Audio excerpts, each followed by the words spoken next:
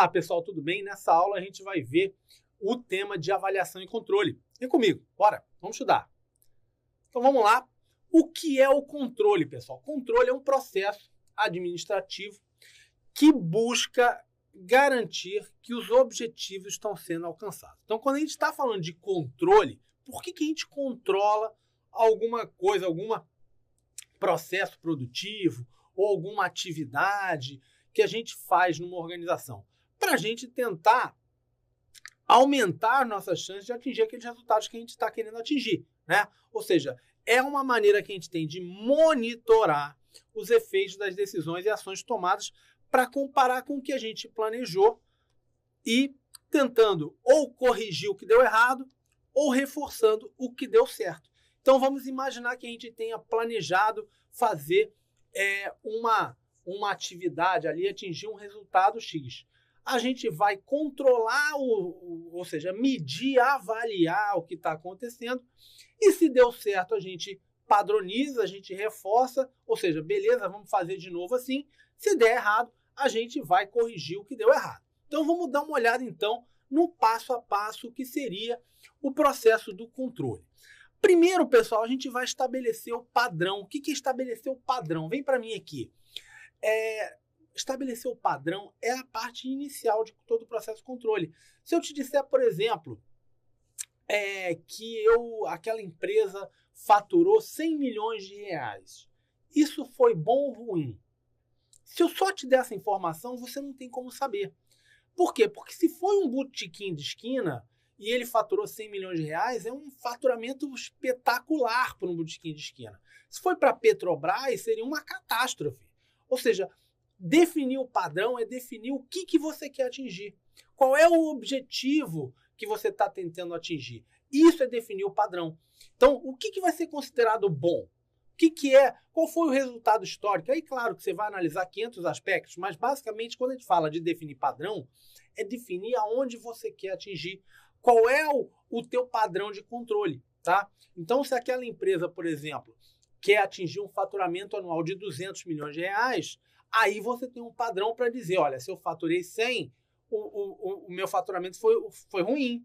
Eu só atingi 50% do que eu queria atingir. Entendeu o que é definir o padrão?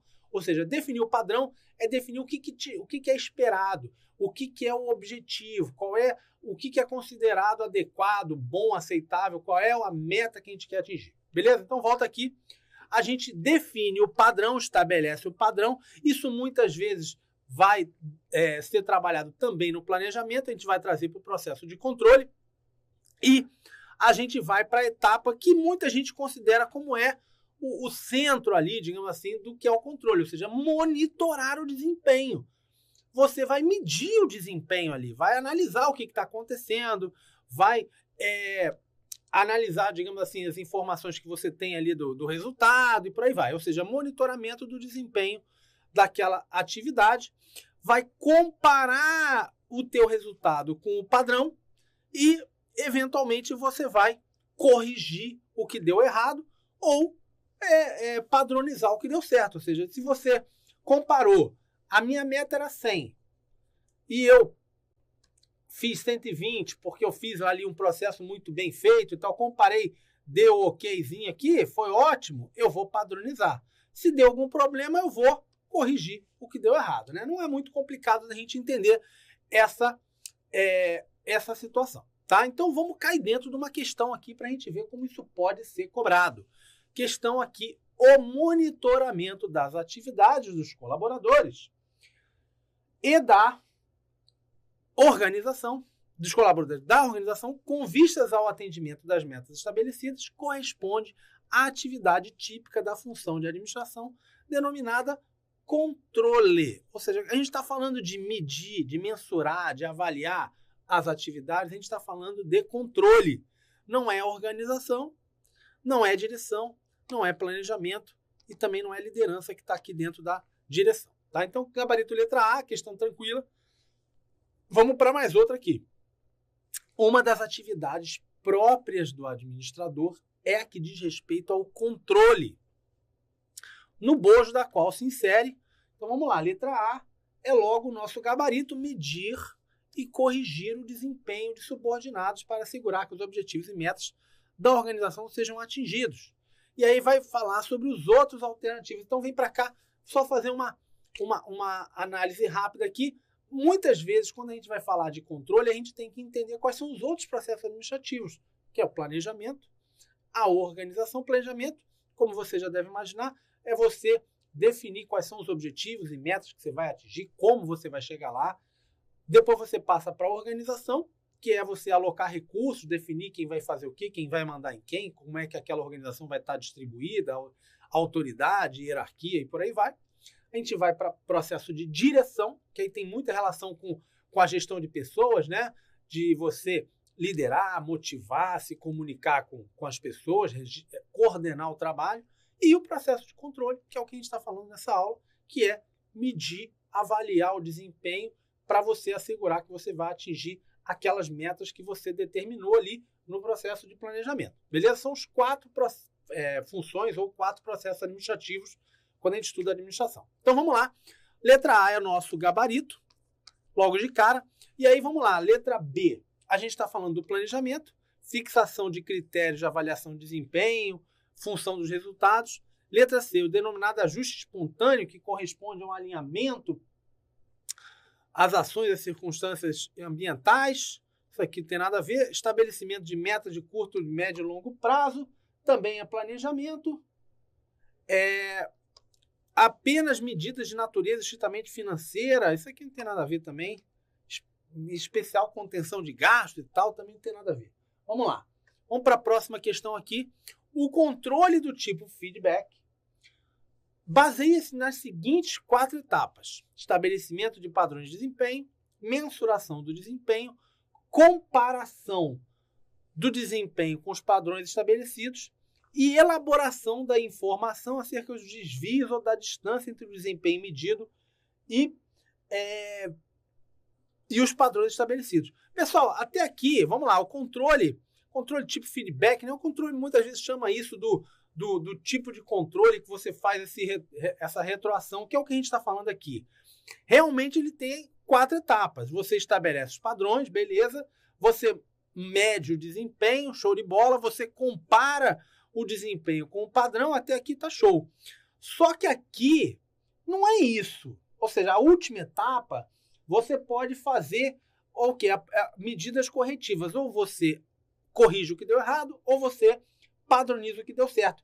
Não é elaboração de informação, ou seja, um relatório acerca dos desvios ou da distância. Não é só você fazer um relatório. Você precisa corrigir o que deu errado, ou você precisa padronizar o que deu certo. Então não é só você fazer um relatório sobre o que deu errado. É você realmente corrigir. Por isso o gabarito é questão errada. Questão capciosa aqui, né? Vamos lá.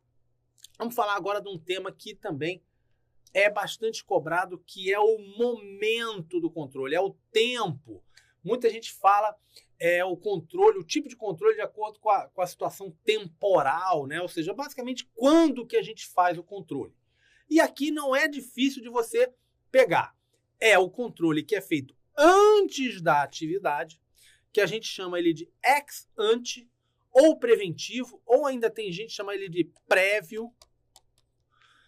O controle simultâneo e o controle ex post ou posterior, tá? Que é feito depois da atividade. Então aqui a gente tem a atividade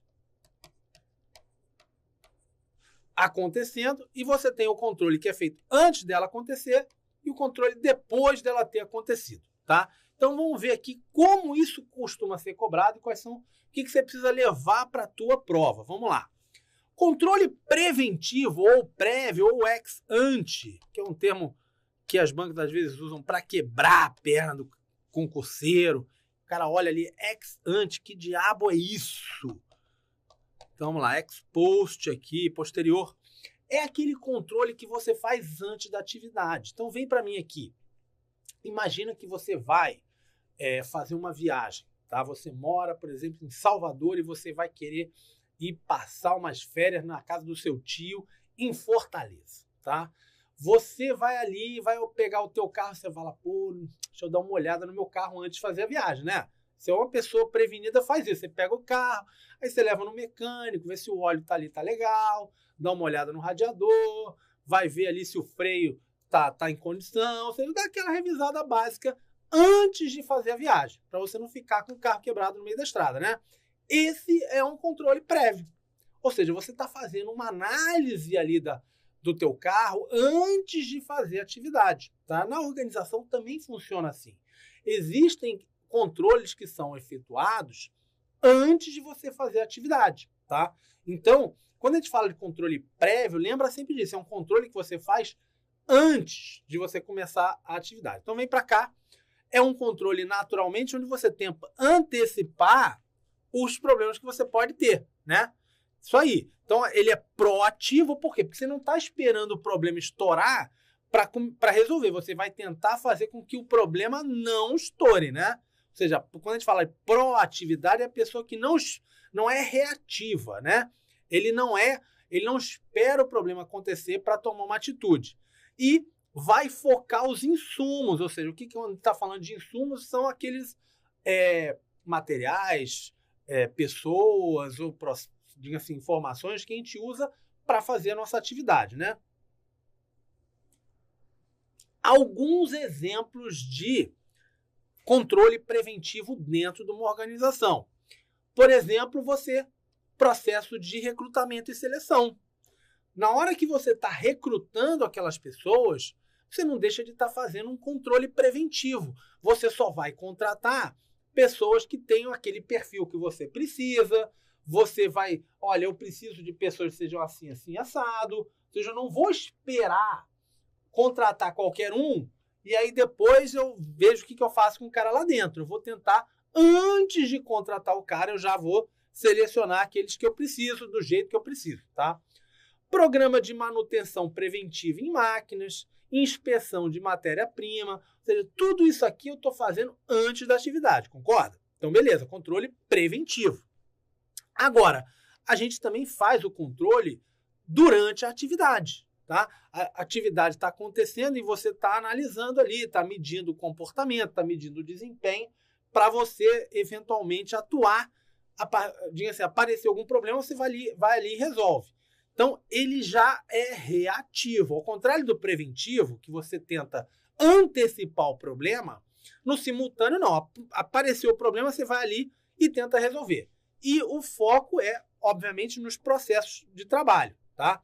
Então, você está analisando. É aquela situação muito comum do supervisor. Vem para mim aqui. Se você já foi numa fábrica, você provavelmente já visualizou isso. Você tem aquela galera ali, cada um no seu maquinário, parafusando aqui, botando um negócio ali e tal, e tem aquele cara supervisor que ele fica ali, olha um, olha o outro, tá sempre de olho e tal. O que ele está fazendo? É exatamente esse controle simultâneo. Ele está analisando o processo, está vendo ali se está tudo sendo feito de acordo com o que seria o padrão, tá de olho ali, apareceu um problema, ele vai atuar, tá? Então, volta para mim aqui. É exatamente um dos exemplos que é citado aqui, a supervisão direta dos trabalhadores. Aquele supervisor, ele faz um controle simultâneo. Controle estatístico de processo produtivo. Auditoria do Tribunal de Contas, o que ele chama de auditoria operacional, que é a auditoria durante a atividade, tá? Não é aquela auditoria de prestação de conta, que aí é depois da atividade.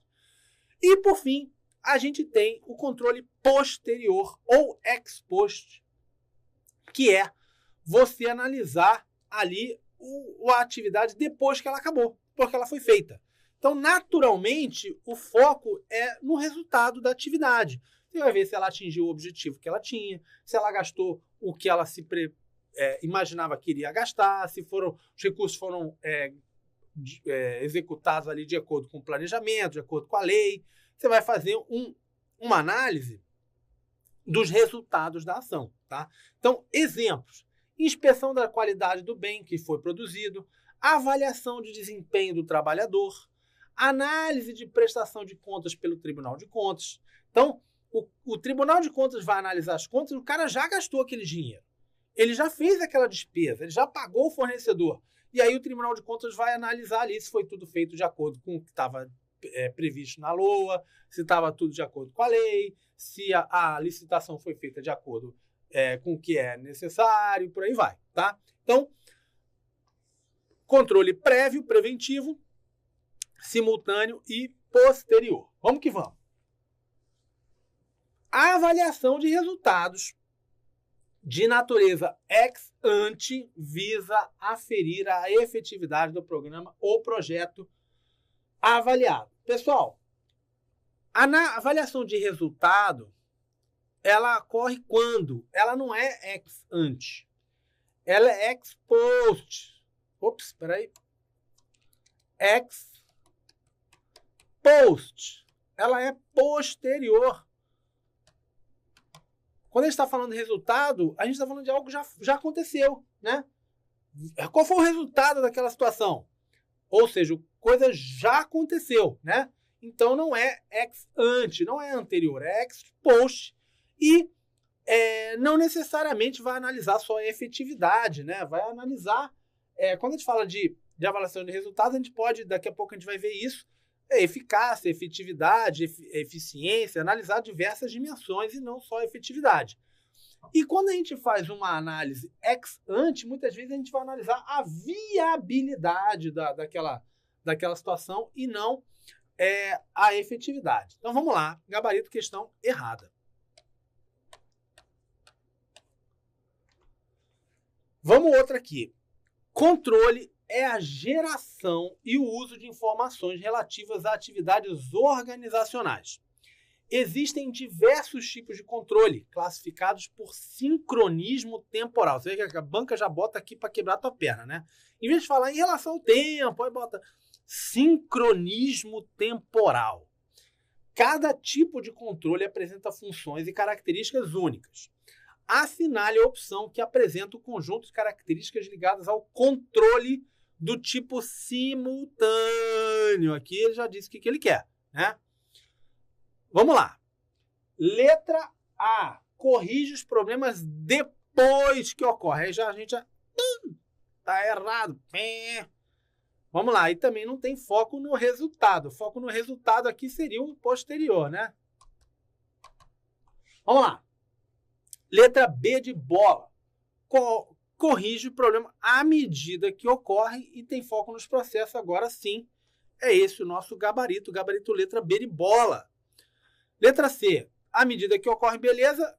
E foco nos insumos? Não. E foco nos insumos seria o prévio. Corrige os problemas à medida que ocorrem. Também aqui, beleza. Mas resultados é posterior. E corrige os problemas depois que ocorre. Aqui já está errado logo de cara. E tem foco nos insumos. Também está errado aqui. Então, o nosso gabarito é mesmo letra B de bola. Vamos lá. Outras classificações de controle, né? A primeira é bem tranquila, que divide o controle em estratégico, tático e operacional, tá? Controle estratégico, naturalmente, está analisando os objetivos estratégicos, se aquela organização está atingindo ou não os objetivos estratégicos. Aborda aspectos da organização como um todo e a sua relação com o ambiente externo, foco no longo prazo. Controle tático ou gerencial ou intermediário. Está medindo os resultados do setor, do departamento e, obviamente, aborda os aspectos do setor, suas relações com os demais departamentos, foco no médio prazo. E o operacional, que vai avaliar ali se aquelas atividades e tarefas estão sendo bem feitas e o foco é no curto prazo. Vamos que vamos. Outras classificações. Muito comum, controle se dá pelo órgão. Ou seja, aonde aquele controle está sendo feito e que tipo de atividade está sendo controlado. Então a gente vê o controle administrativo, o legislativo e o judicial. O controle administrativo é um tipo de controle interno. Ele é feito pela própria administração em cima dos seus atos, que a gente chama no direito de autotutela, né? Quando a própria administração está tentando corrigir ali algum ato que ela fez, ela está se autocontrolando, é o que a gente chama de controle administrativo. Já o controle legislativo é feito pelo parlamento e seus órgãos auxiliares, como no caso do Tribunal de Contas da União, no caso da União, né? e ele pode ser feito de duas formas, o controle político e o controle financeiro. No caso, o controle judicial, ele é feito pelo Poder Judiciário no exercício da sua função principal, que é a jurisdicional. Então, administrativo, legislativo e judicial, que é o tipo de controle de acordo com o órgão que o exerce. E a gente ainda está pela origem do órgão controlador, que é o controle interno e o controle externo. O controle interno é feito, como o próprio nome já indica, quando é o próprio órgão que está se controlando, né? O que acontece com a CGU no caso da União. Então, a CGU, que é do Poder Executivo, é um órgão do Poder Executivo, fiscaliza o Ministério da Defesa, que é outro órgão do Poder Executivo. Então, a gente tem o próprio Poder Executivo, um órgão dele, controlando outro órgão do Poder Executivo Federal. Beleza? Já o controle externo acontece quando você tem um órgão de fora daquele órgão. Então, a gente tem, por exemplo, o Tribunal de Contas da União, que está ali no Poder Legislativo, fazendo um controle sobre o Ministério da Defesa, que aí é Poder Executivo. Tá? Então, controle interno e controle externo. Vamos lá. Outro tipo de classificação vem de acordo com o modo de instauração. Como a gente vai instaurar? Que é o controle de ofício, ou ex ofício, né? E o controle provocado ou por provocação. O controle de ofício é o controle que a própria administração faz. Então, ela vê que aconteceu algum problema, ela vai ali e ela própria age, vai entrar ali em ação, que a gente chama também poder de autotutela. Ou seja, é o poder que ninguém foi ali cutucar a administração para ela se mexer. Ela própria se tocou que precisava agir e foi lá e agiu. Já o controle por provocação ou provocado, o próprio nome já diz, né? Que algum terceiro, entra com alguma petição, algum recurso, requer alguma coisa, e aí sim a organização vai lá e age. Tá? Então, controle de ofício, a própria organização se vira e age sozinha, ninguém provocou, e o controle provocado, ele é exercido após alguém ter provocado a administração a agir. Vamos lá. As características do controle pelo Hidalberto Chiavenato, que é um dos principais autores aqui da área. Então, quais são as características do controle de acordo com Chiavenato? A primeira seria a orientação estratégica para resultados. Ou seja, o controle ele tem que estar voltado para a organização atingir os seus objetivos estratégicos. Tá? Não faria sentido a gente ter um processo de controle aonde você não está voltado para realmente atingir os objetivos estratégicos da organização. Tá? Outra coisa seria a compreensão, ou seja, o controle teria que apoiar a tomada de decisão. Ou seja, não faz sentido você ter um processo de controle que seja complicado em demasia, que não sirva para aquele gestor tomar uma decisão. Ou seja, ele tem que ser compreensível, tem que facilitar a vida do gestor e não complicar a vida dele. Orientação rápida para as exceções. Ou seja, o controle teria que apontar ali o problema, o desvio rapidamente, né? Você tem que ter uma visão global, panorâmica ali do problema para você poder corrigi-las adequadamente no tempo certo. Por isso, você teria que apontar rapidamente o problema. Não adianta você saber que teve o problema 2 anos depois que aquele problema aconteceu, né?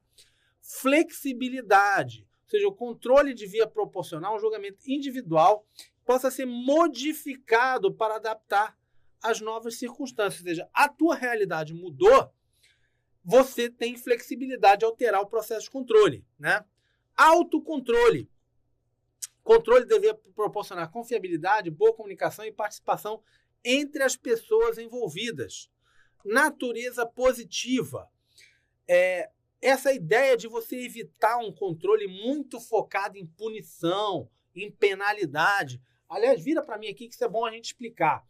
Muito cobrado isso em concurso é você evitar ter um processo de controle que seja só focado na punição, só focado na pena, você dá uma pancada ali no servidor.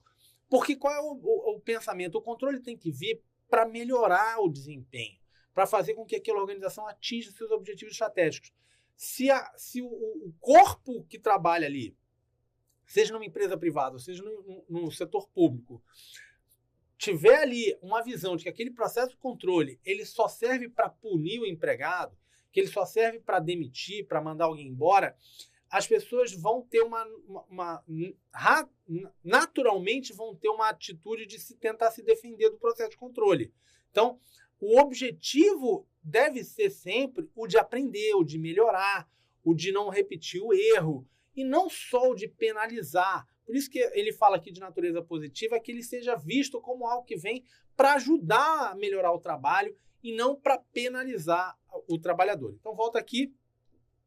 Controle deve enfatizar o desenvolvimento, a mudança e a melhoria. E alavancar a iniciativa das pessoas e minimizar o papel da penalidade das punições. Clareza e objetividade. Ou seja, que ele deve ser imparcial, deve ser respeitado como um propósito fundamental da melhoria do desempenho. Ou seja, ele tem que ser claro, ele tem que ser objetivo, ele não pode ser algo que as pessoas não entendam, que seja algo que elas não concordem com o critério e por aí vai, tá? Então vamos lá, cai dentro de uma questão aqui, questão da FUNPRESP, orientação estratégica para resultados, flexibilidade, clareza e objetividade são características do controle organizacional. São características. Gabarito letra certa. Como a gente viu aqui, orientação estratégica para resultados, flexibilidade e clareza e objetividade. Está aqui o último tema. Belezinha. São todos características do controle organizacional. Vamos agora entrar em outro tema bastante cobrado, são os indicadores de gestão. Pessoal, como a gente usa os indicadores no processo de controle? É muito cobrado, digamos assim, em prova e é também importante no próprio trabalho. A gente, quando vai fazer uma avaliação, mensurar o desempenho de uma atividade, a gente normalmente usa indicadores. O que são indicadores, gente? São medidas que vão tentar representar um resultado, um processo, um serviço, um produto. Ou seja, são medidas que vão te indicar se aquela atividade, aquele resultado está sendo bom ou ruim. E a gente, se você nunca ouviu falar desse termo, indicadores, a gente com certeza já ouviu um deles sendo falado num jornal, numa televisão. Então, por exemplo, quando a gente fala do PIB, crescimento do PIB, né? A economia cresceu 3% do PIB no ano. O PIB é um indicador que vai tentar medir aqui crescimento econômico. IGPM ou IPCA são todos indicadores que vão tentar medir o quê? Inflação. Coeficiente de Gini vai tentar medir desigualdade. Taxa de mortalidade infantil é um indicador que, obviamente, como o próprio nome já diz, vai medir ali qual a porcentagem de crianças que estão morrendo. Evasão escolar, ou seja, todos esses são índices. São índices que vão medir de uma maneira mais fácil, ou seja, de uma maneira que seja mais intuitiva e rapidamente você consegue avaliar e comparar o desempenho daquela situação, daquele fenômeno, daquela atividade, de uma maneira mais fácil. Então, vocês verem que são conceitos que são trabalhados no dia a dia, tanto do setor público quanto do setor privado, tá? Então, vamos lá. A gente tem duas dimensões dos indicadores de desempenho, que são a dimensão dos esforços e a dimensão dos resultados, que a gente vai ver melhor agora. Primeiro, a dimensão resultado, e essa aqui pode marcar no teu material, porque ela cai, mas cai mais que o Neymar no jogo da seleção. Cai muito. Eu diria que praticamente metade das questões de controle são desses três conceitozinhos aqui. Se você dominar, você mata pelo menos metade das questões desse tema, tá? Então vamos lá. Vamos explicar melhor o que é aí cada um desses. Vem para mim aqui. Pessoal, a eficiência é você gerir bem os teus recursos, você fazer bem aquela atividade, tá? Então, quando a gente fala de eficiência, fulano foi eficiente. O que significa ele ser eficiente? Ele gastar menos dinheiro, recursos ali naquela atividade, gastar menos tempo, gastar menos esforço, gastar menos material. Ou seja, ele conseguiu fazer aquela atividade da melhor maneira possível, tá? Ou seja, da maneira mais correta. Belezinha? Então o cara foi eficiente, ou seja, ele tinha se planejado fazer por exemplo, 10 hospitais em 10 anos e ele fez em 6 anos. Ele foi mais eficiente do que ele imaginava, tá? Belezinha? Agora, a gente tem também o conceito de eficácia. Eficácia é você atingir o objetivo que você se propunha, tá? Então, vamos imaginar que uma secretaria de educação queria construir 10 escolas durante aqueles 4 anos ali do governo. Se ela construiu as 10 escolas, ela foi eficaz. Ela gastou 30 vezes o valor que ela estava imaginando gastar. Beleza, ela não foi eficiente, mas ela foi eficaz. Ela atingiu o objetivo que ela se propôs. Entendeu? Então, na hora que a gente está medindo eficácia, tem que ver o seguinte, qual era a meta? A meta era contratar 2.000 pessoas, era aplicar 5.000 vacinas, era construir 10 escolas, era asfaltar 500 quilômetros de estrada. Se o cara fez aquele objetivo, se ele atingiu aquele objetivo, ele foi eficaz, tá? Aí depois, obviamente, a gente vai medir a eficiência. Se ele fez aquilo no tempo certo, se ele gastou o mínimo de recurso e por aí vai, tá? E o outro conceito é o conceito mais abstrato de todos, que é o da efetividade. Por quê, pessoal? Ele é muito importante, mas ele não é fácil de ser medido. Então vamos imaginar, por exemplo, a gente estava falando aqui de Secretaria de Educação. Secretaria de Educação, normalmente você vai ver as metas lá, eles têm que metas? Construir escola, contratar professor, contratar servidor também da área de apoio, por exemplo, comprar material didático. Tem várias metas que aquela secretaria pode ter, né? Agora, qual é o objetivo? Qual é a missão de uma secretaria de educação? É construir escola? É contratar professor? É fazer treinamento? Não. Isso tudo é um meio para atingir um resultado. Uma secretaria de educação, o objetivo dela qual é? É melhorar o nível de escolaridade daquela região, desenvolver aquela região por meio do conhecimento, ou seja, você quando vai medir a efetividade, você vai tentar medir isso. Ou seja, você está conseguindo melhorar aquele problema, aquela realidade?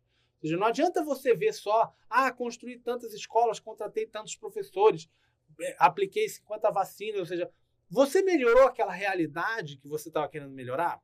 Isso é efetividade. Ou seja, você gerou impacto naquela ação? O que pode acontecer, por exemplo, aliás, é muito comum hoje, a gente tem, por exemplo, no caso que eu estou falando aqui da Secretaria de Educação, a gente tem tido uma mudança demográfica no Brasil. Nasce menos criança hoje do que nascia há 20, 30 anos atrás. Então, pode ser que o problema não seja mais construir escola. Às vezes não está faltando mais escola. Então, aquela Secretaria de Educação botou uma meta ali, construir mais 10 escolas, contratar mais não sei quantos professores, e aquele investimento pode não ter gerado impacto nenhum, porque não estava faltando escola. Entendeu a situação? Então, você tem que medir as 3 situações. Ou seja, eu fui eficiente, eu fui eficaz e se eu fui ou não efetivo também. Ou seja, se eu gerei algum impacto ali naquela realidade. Show de bola? Então, volta aqui. Quando a gente fala de efetividade, são os impactos gerados pelos produtos ou serviços. Tem muita gente que também associa isso à qualidade percebida pelo usuário, tá? Mas é mais comum a gente falar de impacto ou de efeito da atividade. A eficácia é a quantidade e a qualidade dos produtos entregues ao usuário. E a eficiência é a relação entre os produtos e serviços com os insumos utilizados. Ou seja, com aqueles insumos que eu utilizei, quantos produtos e serviços eu consegui gerar, tá? Ou seja, como eu consegui, se eu conseguir utilizar aqueles insumos da melhor maneira possível. Belezinha? Então, vamos lá rapidamente. Eficiência seria essa relação entre os produtos, os outputs, né? O que saiu do que em relação aos insumos que eu usei, tá? Então, no caso, por exemplo, uma campanha de vacinação é mais eficiente quanto menor for o custo, da campanha em relação aos objetivos e por aí vai. Eficácia é a quantidade e qualidade dos produtos entregues. Então, por exemplo, se a meta era imunizar 100 mil crianças e esse número for alcançado, a campanha foi eficaz. E, no fundo, a efetividade são os impactos que aquela atividade gerou na realidade, ou seja, ao grau de satisfação, ainda ao valor agregado e a transformação produzida no contexto em geral. Beleza. Outra dimensão, muito menos cobrada, mas claro que de vez em quando é cobrada também, é a dimensão esforço, que fala de excelência, de economicidade e de execução. Pessoal, excelência tem muito a ver com qualidade. Atingiu aqueles padrões de qualidade que eram necessários, que eram desejados pela população, você atingiu esse padrão de excelência. Você, digamos assim, tentou avaliar se aquele serviço, aquele produto que foi gerado ali está conforme com os critérios e padrões de qualidade que o usuário ali demanda. Economicidade tem muito a ver com o conceito de eficiência. Só que aqui tem muito a ver com a parte realmente financeira do problema, né? Quando a gente fala de eficiência, a gente não está falando só do custo, do ônus. A gente está falando também do tempo, dos materiais, do esforço, de várias outras coisas. A economicidade é um dos aspectos da eficiência, né? E, por fim, o de execução, que tem a ver com a realização dos processos, projetos e planos conforme estabelecidos, tá? Então, vamos lá. Como a gente falou, execução, a realização dos processos de acordo com o que está ali das ações do PPA, a excelência, a conformidade aos critérios de padrões de qualidade necessários e a economicidade, o uso de recursos da melhor maneira possível. Ou seja, você utilizou o teu recurso financeiro da maneira adequada. Vamos lá, vamos cair dentro de uma questãozinha aqui, vamos ver como isso pode ser cobrado. Vamos lá. Na administração pública, a qualidade está relacionada à eficiência dos serviços prestados. Negativo. Quando a gente fala de qualidade, a gente tem relação com a excelência. Ops. Excelência. Gabarito, questão errada. Mais uma aqui. Uma ONG atendeu em 2015 100 refugiados com um dispêndio total de R$100 mil. Em 2016, a ONG atendeu 120 refugiados com um dispêndio total de R$120 mil. Pode-se dizer que, de 2015 para 2016, a ONG foi... Pessoal, esse é o tipo de questão que eu gosto, que foge um pouco da decoreba. Mas é tranquila da gente matar. Vamos ver o que a questão está dizendo aqui para a gente, pessoal. Ela falou que a ONG, em 2015, vamos botar aqui, 2015, ela atingiu 100 refugiados. Beleza. Gastou R$100 mil. Então, gastou R$100 mil. Em 2016, ela atingiu 120 refugiados e gastou R$120 mil. Então, vamos lá. O que ela gastou por refugiado?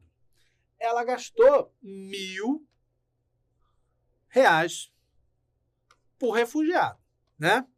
Aqui é a mesma coisa. Ela gastou R$1.000 por refugiado. Concorda? Beleza? Então, beleza. Ela foi mais ou menos eficiente, pessoal. Ela foi exatamente a mesma coisa. Ela gastou o mesmo recurso por refugiado. Então, a gente pode dizer que, em termos de eficiência, ela foi igual, ela não mudou. Ela continuou gastando o mesmo valor por refugiado.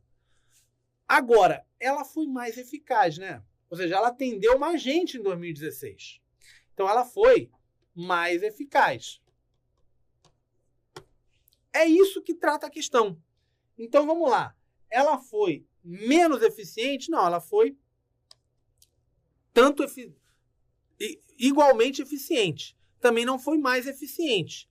Ela não foi menos eficaz, ela foi mais eficaz, que é o nosso gabarito aqui da letra D de dado. Ela foi mais eficaz, produtiva tem relação com eficiência, então também não tem nada a ver. Vamos lá, ela foi mais eficaz e igualmente eficiente. Show de bola? Show de bola, vamos lá. Vamos lá para mais uma questão. O GES-Pública, Programa de Excelência em Gestão Pública do Governo Federal, está baseado em indicadores de resultado e de esforço, dentre os quais o indicador D. Então vamos lá. Efetividade, dado pela realização dos processos, projetos e planos de ação de acordo com o planejamento efetivado. Pessoal, esse não é o conceito de efetividade, esse é o conceito de eficácia. B. Eficácia, vinculada ao grau de satisfação ainda do valor agregado ou transformação produzida no contexto em geral. Aqui é o conceito de efetividade.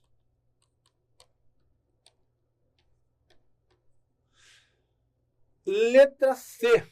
Eficiência baseada na relação entre os produtos e serviços gerados, os outputs, o que sai, né?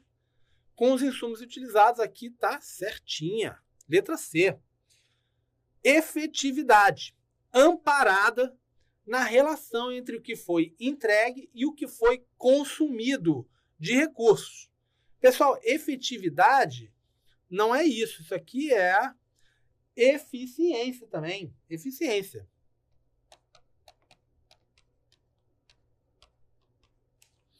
E letra E, eficiência de acordo com os impactos gerados pelos produtos, serviços, processos. Aqui também conceito de Opa, tá feio demais isso aqui, vamos lá. Efetividade. Efetividade. Gabarito é a letra C mesmo. Vamos lá. Continuando aqui falando sobre os componentes básicos de um indicador. Basicamente eles são medida, fórmula, índice, padrão de comparação e meta. Pessoal, o que é isso? Quando a gente fala de medida, é uma grandeza qualitativa ou quantitativa que permite classificar as características, resultados e consequências dos produtos, processos ou sistemas. Fórmula. Fórmula é o padrão matemático. É tal coisa vezes aquilo dividido com aquilo ali. Então, como você vai fazer aquele cálculo, né? Então, quando a gente vai fazer um indicador, a gente vai ter que ter uma fórmula matemática ali para calcular o indicador. Índice. Índice nada mais é do que o valor, é o número. Qual é aquele... Então você fala, a taxa de mortalidade é 12 por 1000. Esse é o índice, que é aquele valor naquele momento. Padrão de comparação. É um índice arbitrário e aceitável para avaliação comparativa. Então, por exemplo, quando a gente fala, às vezes assim, PIB, normalmente ele começa ali, no ano tal o cara bota um valor ali de 100, para aí vai evoluindo a partir daquele valor inicial ali.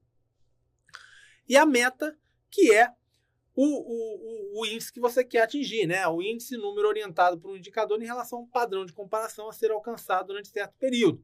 Então, olha, eu quero atingir, por exemplo, daqueles 12 por 1000, eu quero chegar a 5 por 1000. É a meta que você tem para atingir. Belezinha? Então, vamos lá. Questãozinha aqui que a gente vai ver como é que isso pode ser cobrado. Os indicadores são instrumentos metodológicos que permitem identificar e mensurar aspectos relacionados a certo conceito, situação, fenômeno, problema ou mesmo resultado de uma determinada intervenção na realidade social. Sobre os componentes básicos de um indicador, é correto afirmar. Letra A. Medida é o valor de um indicador em determinado momento. Aqui é o índice. Não é medida. Fórmula é a grandeza quantitativa.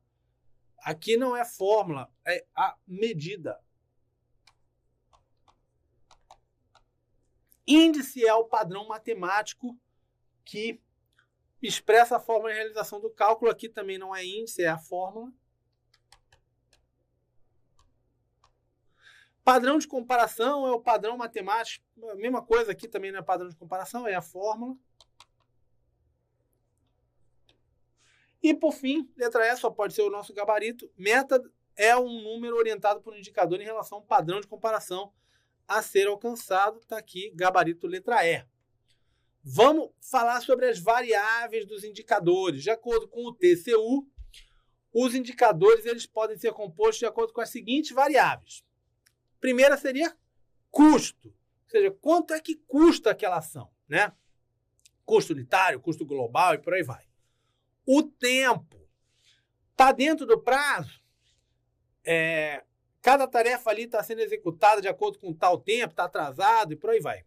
Quantidade, qual foi o número, né? Qual foi a produção, atingiu o número esperado, quantos usuários estão sendo atendidos e por aí vai. E a qualidade. Os clientes estão satisfeitos, os requisitos ali de qualidade estão sendo observados, de acordo com os critérios ali, com a demanda dos usuários. Então, custo, tempo, quantidade e qualidade. Outros atributos, os principais atributos ou qualidades que o indicador deve ter de acordo com o TCU. Confiabilidade, ou seja, a fonte de dados deve ser confiável, deve ser fidedigna, não adianta você ter dados que não sejam confiáveis. Adaptabilidade, ou seja, você conseguir que eles se respondam às mudanças dos clientes, da realidade, né? E a realidade mudando, você precisa que aquele indicador seja alterável também, né? Atualização periódica, ele deve permitir atualização. Representatividade, ou seja, você tem que expressar bem a realidade que ele está tentando medir. Disponibilidade, ser fácil de coletar, ou seja, você conseguir pegar ele rapidamente. E simplicidade. Não adianta um negócio seja complexo demais que ninguém vai entender. Ele tem que ser de fácil entendimento e que proporcione ali a tomada de decisão pelas pessoas. Acessibilidade, ou seja, ele deve ser fácil de acesso às informações primárias, ou seja, aquelas informações básicas que você utilizou para construir o indicador.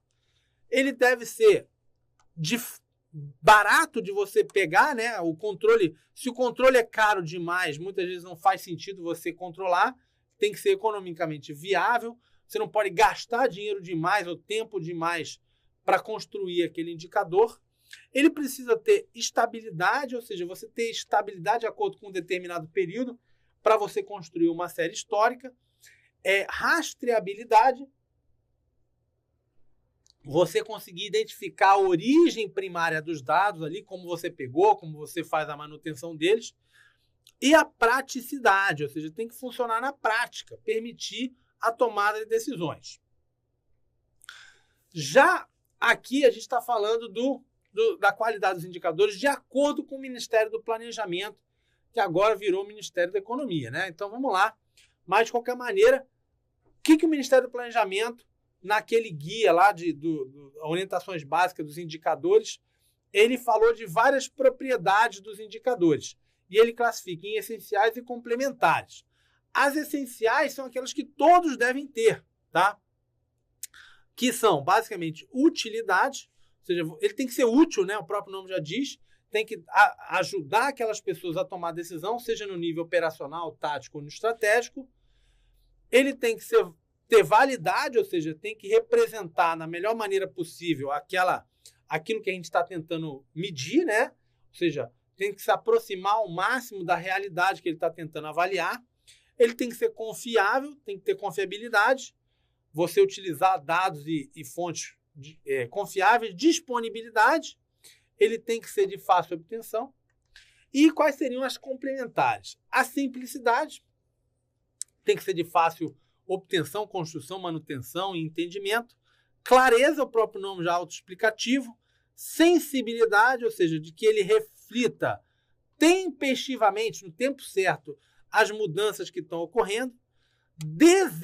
Desagregabilidade, ou seja, de você conseguir quebrar aqueles dados de acordo, por exemplo, com região, com grupo socioeconômico e por aí vai, Ou seja, você conseguir fazer várias análises de acordo com aqueles dados, né? Economicidade, ou seja, ele ser barato de obter, né? Conseguir você não gastar muito dinheiro ou recurso para pegar aquele indicador. Estabilidade, que é a mesma coisa que a gente falou ali no TCU, dele ser estável bastante para você conseguir construir uma série histórica. Mensurabilidade, você ter alcance e mensuração quando necessário, com a maior precisão possível, sem ambiguidade. E auditabilidade, ou seja, que seria o razoável você comparar com aquela rastreabilidade do TCU, que seria você conseguir verificar como aquela pessoa fez aquele indicador, ou você conseguir identificar de onde que ele está tirando aqueles dados, de como ele fez aquele cálculo e por aí vai, tá? Outros conceitos que a gente utiliza quando a gente trata de controle, que é o de objetivos, metas e planos. Basicamente, o objetivo é uma situação desejada. Então, onde você quer chegar? Então, por exemplo, se o governo define que o objetivo é reduzir o número de jovens com menos de 15 anos fora da escola. Esse é um objetivo. É um conceito qualitativo. Você ainda não tem como quantificar. Então, você simplesmente quer reduzir a situação dos jovens ali com menos de 15 anos fora da escola. Só que quando você quantifica, você transforma ele em uma meta. Então, por exemplo, aqui você quer saber, por exemplo, olha, eu quero 150 mil alunos até dezembro de tal ano. Isso agora virou uma meta, porque eu tenho um número que eu preciso atingir e uma data que eu tenho que atingir ele. Então, virou um conceito quantitativo. Ou seja, eu deixei de ter simplesmente um objetivo abstrato e passei a ter uma meta. Tá? Então, meta é um desdobramento de um objetivo, é uma quantificação. Você pode ter várias metas para atingir um objetivo. Tá? Então, por exemplo, quando a gente estava falando, vem para mim aqui. Eu quero, por exemplo, passar num concurso. Isso é um objetivo que você pode ter.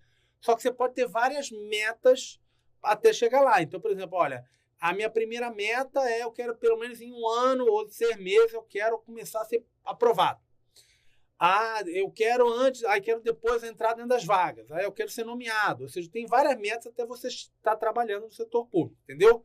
Então, você está dando ali, quantificando e dando prazo. Show de bola? Vem para mim aqui. E para atingir tanto o objetivo quanto as metas, você precisa de um plano de ação. Um plano de ação. O que você vai fazer? Quais são as atividades que você vai desenvolver para você atingir aqueles objetivos e metas, tá? Então, você vai definir as atividades, tarefas, responsáveis e por aí vai.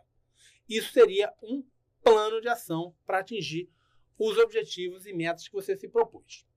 Vamos dar uma olhada agora em controle censitário e por amostragem, pessoal. Conceito bem tranquilo de entender, vem para mim aqui. Quando a gente está falando de controle censitário, lembra bem sempre do censo, né? Quem já não ouviu falar do censo, que normalmente é feito de 10 em 10 anos, onde vai um carinha lá do IBGE, de casa a casa, bate na porta, fala, minha senhora, quantas pessoas moram aí? A senhora tem telefone, tem geladeira, tem televisão, vai medir, vai perguntando um monte de coisa. E é um controle 1 a 1. Vai de pessoa a pessoa, casa a casa, medindo isso. É o que a gente chama de censo, porque é um controle censitário, é pessoa a pessoa. Quando a gente fala de controle por amostragem, é um controle estatístico. Você não vai perguntar para todo mundo. É o que acontece, por exemplo, quando você tem pesquisa para presidente da República. Quem já não viu isso, né? Para fulano, candidato tal tem tantos por cento, candidato X tem 20%. E aí fala, essa pesquisa perguntou para 3 mil pessoas, 2 mil e tantas pessoas no Brasil todo. Aí o cara fala, rapaz, tem 200 milhões de pessoas. Os caras perguntaram para 2 mil pessoas e conseguem já saber mais ou menos. Por quê? Porque é um controle por amostragem. Existe todo um estudo que te diz ali que, olha, se você está querendo, tem, por exemplo, 120 milhões de eleitores e você quer ter uma amostra, ou seja, uma parte daquela população que seja representativa da população como um todo, aí você precisa de tantos por cento que sejam brancos, tantos por cento que sejam jovens e tantos por cento que sejam homens e mulheres, ou seja, você vai pegar uma amostra que seja representativa do todo, mas você consegue, com 2.000 e tantas pessoas, você tem ali uma margem de 95% de probabilidade que você tenha o número certo, entendeu? Então, isso é um controle por amostragem. Você não vai avaliar todos os itens que você produziu ou todas aquelas situações. Você vai pegar uma amostra, por isso que se chama controle por amostragem, uma partezinha ali daquele processo, e aí você extrapola para a população como um todo. Belezinha? Então, volta para cá. O controle censitário, então, ele é 1 a 1, 1 para 1, controla unidade por unidade, e, obviamente, ele é muito mais caro do que o controle por amostragem, que usa métodos probabilísticos, estatísticos, é mais rápido e muito mais barato, tá? Então, óbvio que sempre que você puder, você vai tentar fazer um controle por amostragem do que um controle censitário. Show de bola? Vamos lá. Outro conceito é o de medida quantitativa e qualitativa. Pessoal, muito importante aqui, não é difícil de você visualizar. Vem para mim aqui. Quando a gente fala de medida quantitativa, é algo que a gente consegue avaliar rapidamente, facilmente, não tem dificuldade de avaliar. Então, se eu te perguntar, por exemplo, quanto você pesa, você tem como entrar numa balança e você vai se pesar ali e vai, não, eu estou com 59 quilos e 100 gramas, pronto. Não depende da opinião de ninguém. Tem uma medida quantitativa objetiva para você dizer qual é o teu peso. A mesma coisa se eu te disser, por exemplo, quanto você tem de altura. Você vai ali no médico, tem aquela trena, você bota ali, tá? Minha altura é 1,80 m, 1,50 m, 1 m sei lá o quê, tá? Não depende da opinião de ninguém, na percepção das pessoas, é uma medida objetiva.